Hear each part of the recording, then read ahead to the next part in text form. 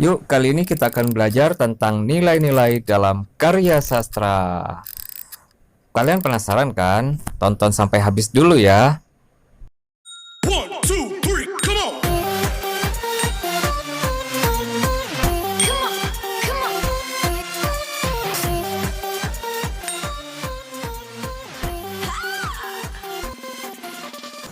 Selamat datang di channel YouTube kami. Bagi kalian yang baru nonton, silahkan klik tombol subscribe sekaligus loncengnya supaya kami semakin semangat untuk membuat konten yang lebih bagus lagi. Terima kasih. Assalamualaikum warahmatullahi wabarakatuh. Apa kabar? Semoga Allah melindungi kita semua ya. Amin. Sesuai dengan opening video tadi, kali ini kita akan belajar mengenai nilai-nilai dalam karya sastra. Apa itu nilai-nilai? Ayo kita bahas selengkapnya. Sebelumnya saya ingin bertanya, apakah kamu pernah membaca novel, cerpen, puisi, atau bahkan menonton film, drama, atau pertunjukan seni lainnya? Dalam sebuah cerpen, puisi, novel, film, dan lain-lain pasti memiliki nilai yang ingin disampaikan oleh pengarangnya terhadap kita sebagai pembaca atau penonton. Nilai itu dikemas dalam wujud struktur karya sastra yang secara tidak langsung bisa berada dalam tema, alur, latar, tokoh, dan penokohan, sudut pandang, bahkan konflik dan amanat. Dari 7 poin ini mampu menjadi satu kesatuan yang komplit dalam sebuah cerita. Buat kamu yang belum paham apa itu unsur-unsur atau struktur karya sastra, silakan cek kolom deskripsi video ini karena saya sebelumnya pernah membahas postingan yang membahas tentang unsur-unsur atau struktur karya sastra loh ya. Silakan kamu pelajari saja ya, karena akan semakin lengkap ketika mempelajari materi nilai-nilai dalam karya sastra ini. Baik, seperti yang sudah kita ketahui tadi, bahwa setiap karya sastra yang baik itu pasti memiliki atau mengandung nilai-nilai kehidupan. Nah, karya sastra merupakan sebuah karya yang unik. Sastrawan dapat mewujudkan karya-karyanya dalam bentuk drama, novel, cerpen, puisi, dan dongeng. Setiap kisah yang disuguhkan dalam karya sastra pasti memuat sejumlah nilai-nilai kehidupan yang ditampilkan lewat perilaku para tokoh maupun berbagai peristiwa yang terjadi. Nah, nilai-nilai kehidupan seperti nilai agama, pendidikan, ataupun psikologis orang pengarang yang disuguhkan diharapkan bisa membawa seseorang atau pembaca atau penonton mengalami perubahan perilaku ke arah yang lebih baik. Oke, ini dia macam-macam nilai dalam karya sastra yang sudah saya jelaskan tadi. Ini dia macam-macamnya ya. Kurang lebih ada 11 ya. Yang pertama nilai religi, yaitu nilai yang ada kaitannya dengan hal-hal keagamaan tentang ketuhanan. Selanjutnya nilai pendidikan yang ada kaitannya dengan unsur pembelajaran, unsur pelajaran, dan intinya tentang pendidikan. Selanjutnya yang ketiga nilai budaya, yaitu ada kaitannya dengan adat istiadat di sebuah daerah dan kebiasaan seseorang di suatu tempat. Dan yang keempat yaitu nilai moral, ada kaitannya dengan moral atau perilaku manusia tentang sopan santunnya, ya kan? Sementara nilai sosial yaitu kaitannya dengan hubungan antar manusia.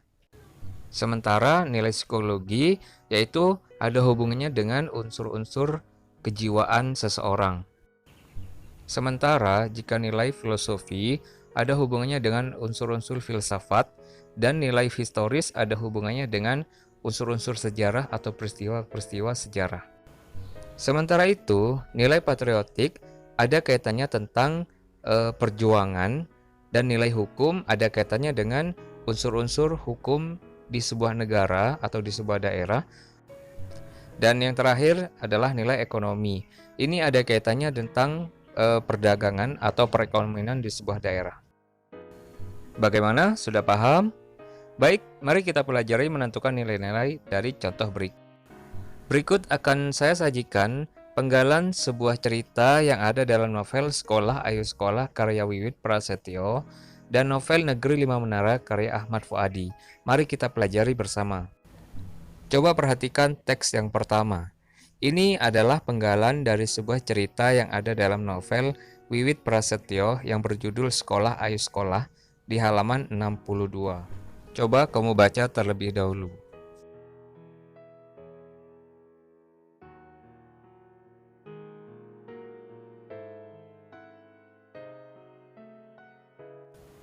Nah, kira-kira teks tersebut termasuk dalam nilai-nilai apa? Bagus. Jika dilihat dari tulisannya, maka termasuk dalam nilai agama. Loh, kok bisa ya? Nah, jadi dalam teks tersebut, penulis ingin menyampaikan bahwa kesuksesan harus diraih dengan usaha keras dan doa kepada Tuhan Sang Pencipta. Itulah alasan mengapa teks tersebut bisa dimasukkan dalam kategori nilai-nilai agama. Selanjutnya, teks yang kedua, saya sajikan dari novel Al-Fuadi yang berjudul Negeri Lima Menara yang ada pada halaman 142. Silakan kalian baca terlebih dahulu ya.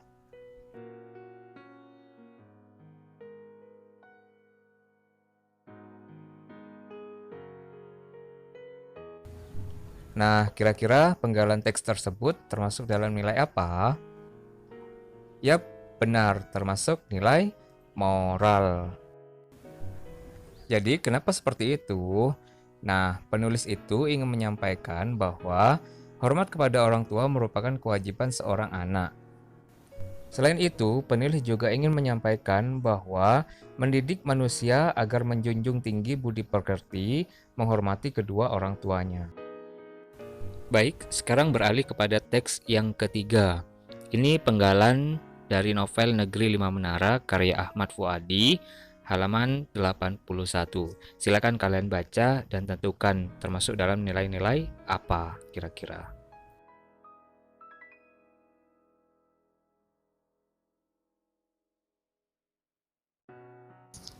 Sudah dibaca? Jadi termasuk nilai apa ini?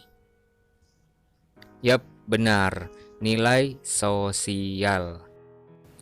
Mengapa nilai sosial? Karena dalam teks tersebut, penulis ingin menyampaikan bahwa kepedulian dalam masyarakat sangatlah penting supaya dapat mempererat hubungan antara sesama.